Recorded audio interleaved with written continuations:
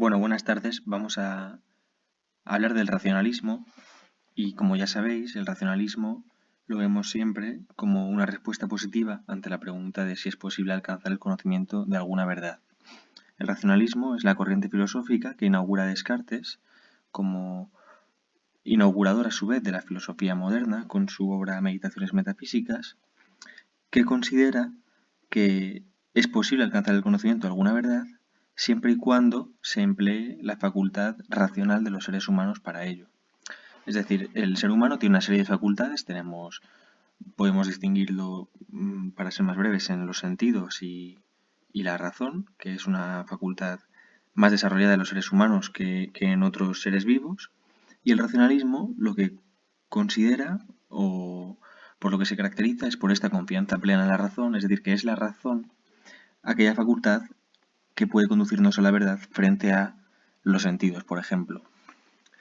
Esto, ¿por qué? Diríamos, bueno, pues porque la razón esconde dentro de sí misma una serie de verdades fundamentales que podemos denominar ideas innatas. Es decir, los racionalistas van a confiar tanto en la razón porque creen en la existencia de ideas innatas. Creen que la razón nos permite descubrir una serie de ideas que, a partir de las cuales y por deducción podemos conocer el resto de verdades del universo.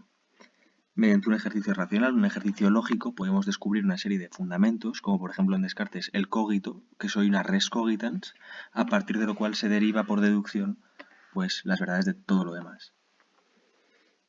Dentro de los filósofos racionalistas hemos visto ya a Descartes en la unidad anterior de metafísica. Si queréis recordarlo, os recomiendo mirar de nuevo el vídeo de Descartes. Vamos a hablar más en detalle de Spinoza, de Baruch Spinoza, y no vamos a tratar a Leibniz, pero quiero que sepáis que es otro de los grandes racionalistas de esta época.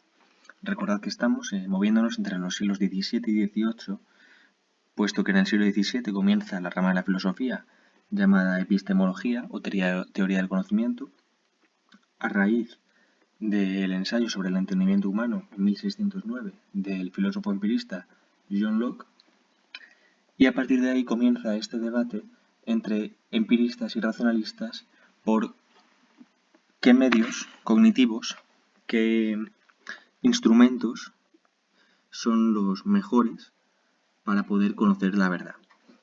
Como digo, vamos a ver entonces ahora la respuesta racionalista y en concreto la respuesta de Baruch Spinoza, este judío nacido en 1632 en Ámsterdam, excomulgado a los 24 años por hereje, que dedicó su vida al oficio de pulidor de lentes y que murió sin ocupar ningún cargo académico, con acusaciones de ateísmo y en soledad, en 1677. ¿Qué tenemos que saber de Spinoza? Spinoza, como buen racionalista, sigue los pasos de Descartes. Podría decirse que lleva a sus conclusiones lógicas lo que plantea Descartes, de una manera un poco simple quizá, y para Spinoza la razón es un instrumento para comprender el funcionamiento del mundo. Esto es algo general para todos los racionalistas, también lo es para Spinoza, pero además Spinoza considera que la razón no solo nos lleva a conocer verdades, que estas verdades no solo nos llevan a conocer cómo funciona el mundo, sino que además conocer esto nos lleva a los seres humanos a alcanzar la felicidad. Spinoza parte de una idea. Si no estamos de acuerdo con Spinoza en esta idea, debemos abandonar su filosofía, pero él pone un axioma, un postulado, y a partir de ahí va a derivar el resto de su filosofía. Esta idea es la de que solo hay una sustancia, y esa sustancia es Dios, o la naturaleza.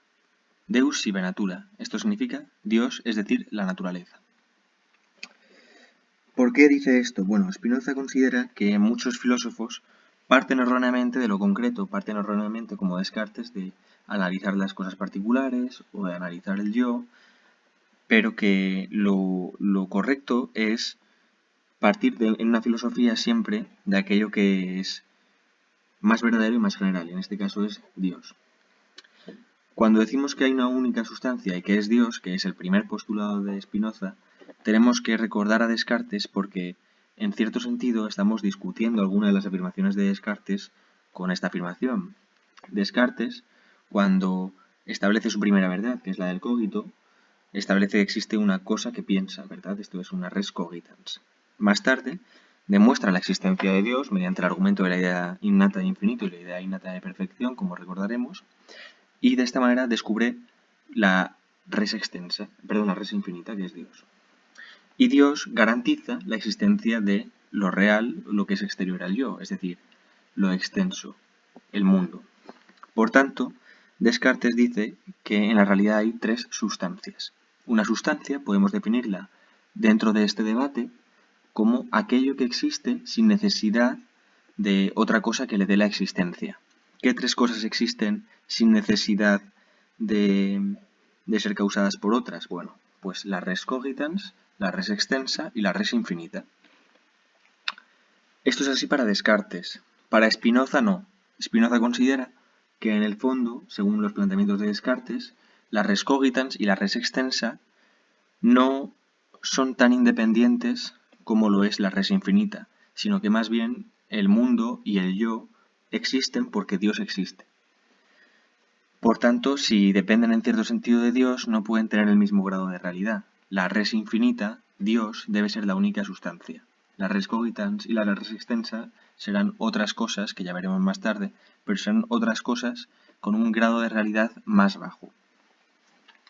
Partimos así pues de que todo lo que existe es una única sustancia infinita y esa única sustancia infinita es Dios o la naturaleza. Dios o la naturaleza. Esto significa que Dios es la totalidad de todo lo real. Si os sirve, recordad la definición griega de physis o naturaleza, que es lo mismo que todo lo real. Lo que quiere decir Spinoza con esto de Dios o la naturaleza es que el Dios del que él habla no es un Dios aislado del mundo. Todo lo que existe es Dios. Todo lo que es está en Dios, y sin Dios nada puede ser concebido.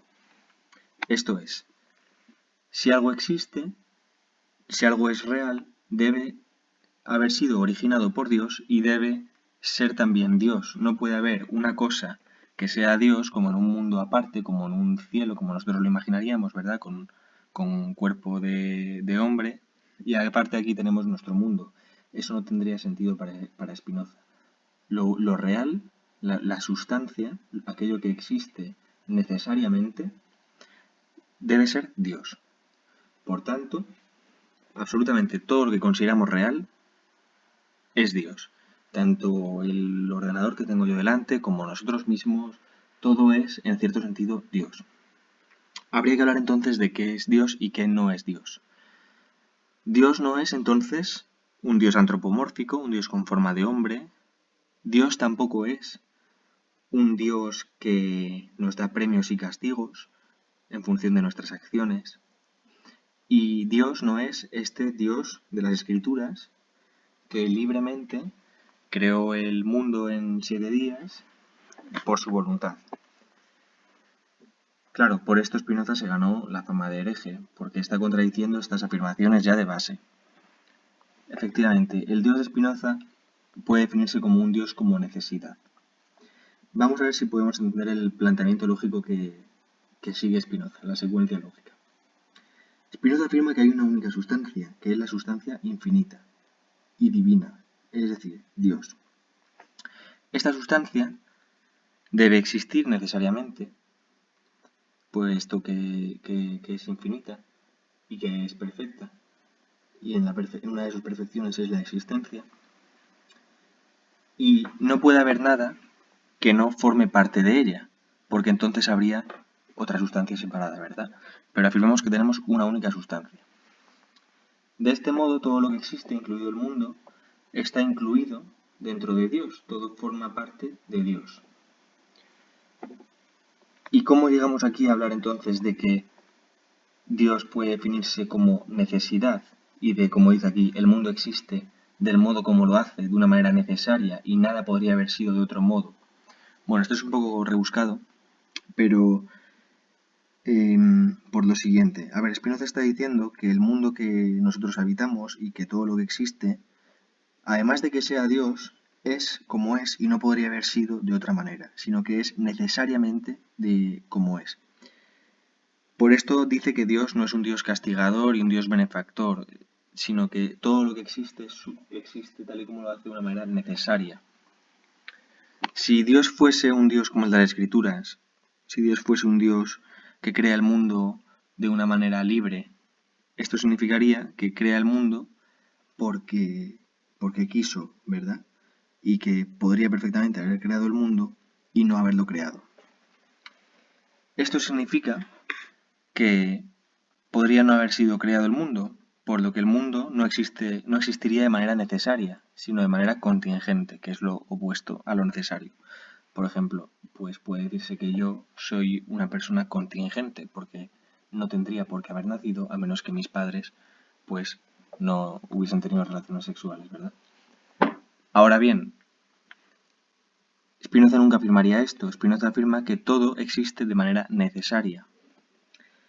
Porque si algo es contingente, si algo no es necesario, puede no existir. Y si puede no existir, digámoslo así, hay algún mundo posible en el que no existiría. Hay algún mundo posible en el que Dios no hubiese creado el mundo, ¿cierto?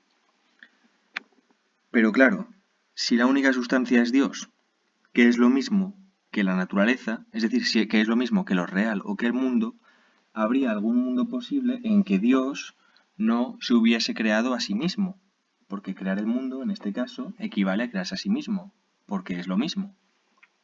Y esto resultaría contradictorio, porque Dios, como es la única sustancia, debe existir. Espero que me hayáis entendido, si no, no os preocupéis, no es tan importante este razonamiento, pero es para que entendáis que Spinoza considera que Dios es necesario y que todo lo que ha creado Dios existe necesariamente, del modo como lo hace, nada puede haber sido de otro modo. Esto es para defender que la libertad no puede existir en nuestro mundo. Spinoza es determinista. Spinoza cree que todo tiene una razón de ser, todo es así por una determinada manera, y es porque así es como se ha expresado Dios y no podría haberse expresado de otra manera, ¿verdad? Entonces mi nacimiento concreto también sería necesario en algún sentido, ¿de acuerdo? Yo no he sido libre de nacer o de no nacer. Si yo he nacido es por una razón, y es porque Dios se ha expresado en mí necesariamente. Porque yo soy parte de Dios, como lo sois vosotros, como lo es todo. Todo es una expresión de la única sustancia que existe, que es la sustancia infinita y divina, que es Dios.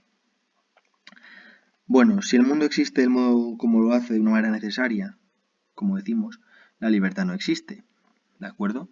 Volveremos a esto al final.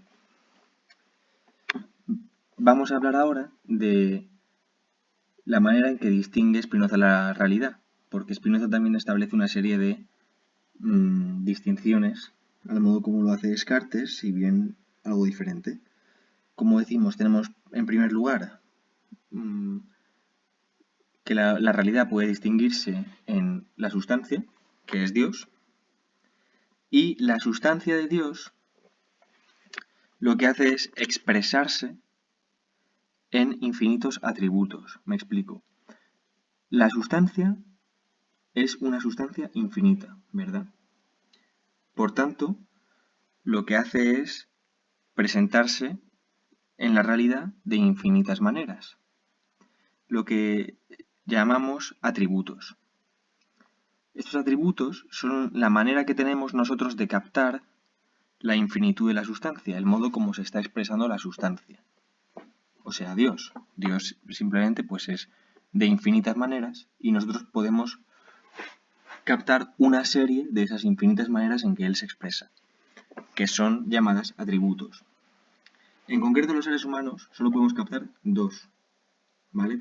Hay infinitos atributos y nosotros podemos captar dos, que son el atributo de la extensión y el atributo del pensamiento. Como estamos viendo, son las dos sustancias que se había dejado Descartes aquí, que Spinoza recoge ahora, pero simplemente les rebaja un grado de realidad.